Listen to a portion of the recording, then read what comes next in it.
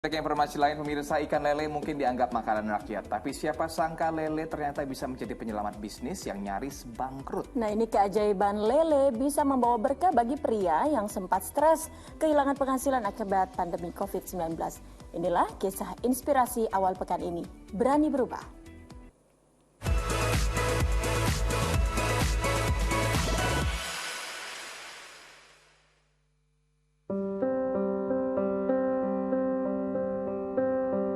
Nama saya Nana Anang Sujana, biasa dipanggil di sosial media Anang Sujana. Sebelum pandemi saya adalah pengusaha boneka yang dulu pernah membuat boneka model-model Ishigim. Pandemi itu membuat bukan hanya saya stres, tapi hampir semua orang stres. Apalagi kayak kita yang setiap hari kerjanya 24 jam.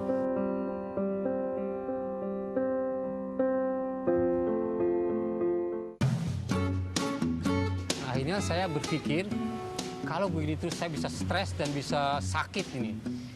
Ya itulah saya menggali hobi saya, ternyata di ikan dan tanaman airnya itu yang saya gali, saya jual gitar. Karena saat itu memang kita benar-benar menghemat. Karena kan memang pas pandemi nggak ada pendapatan kan, 450.000.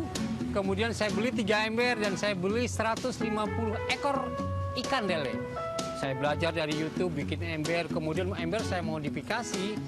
Dan besoknya ada teman bermain, lihat, begitu lihat, ini embernya bagus, mau dong saya. Ya saya bilang, mau nggak 300.000? Terus dia mau, ya sudah saya jual. Dan alhamdulillah, saya nggak menyebutkan yang modalnya berapa karena ini rahasia perusahaan.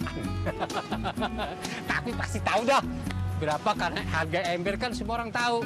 Tapi bukan itu yang penting, idenya bro. Karena beberapa teman saya ikut nyontek, membuat pakai fiber, bocor terus. Nah itu yang mahalnya.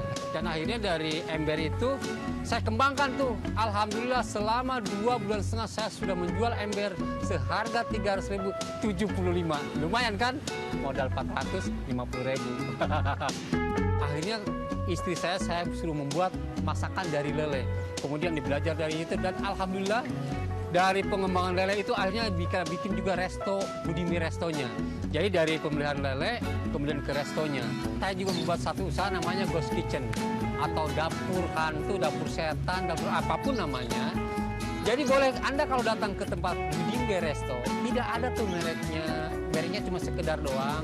Tidak ada tuh bangku-bangku yang disetting sedemikian rupa, yang di branding, yang duitnya gede, kursi-kursi tidak ada.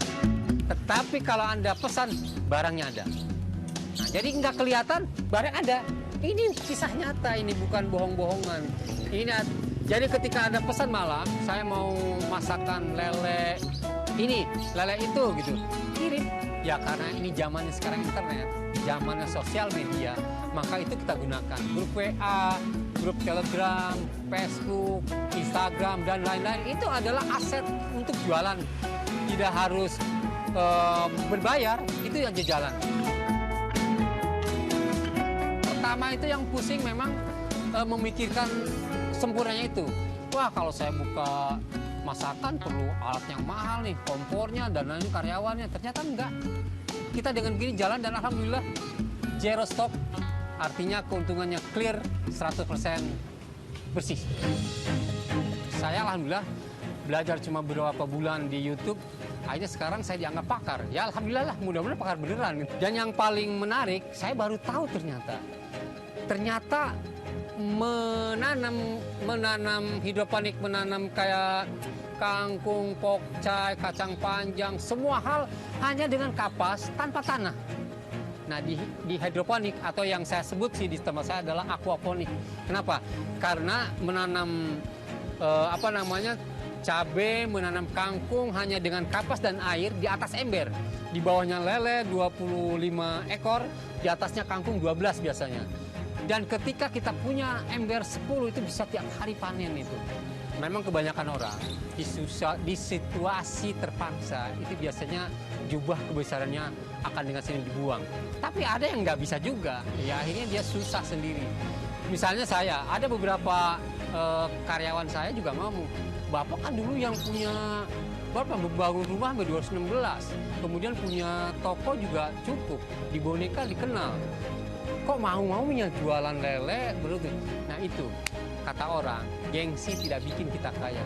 Tapi orang kalau sudah kaya, hidupnya pasti bergengsi. Jangan dibalik-balik.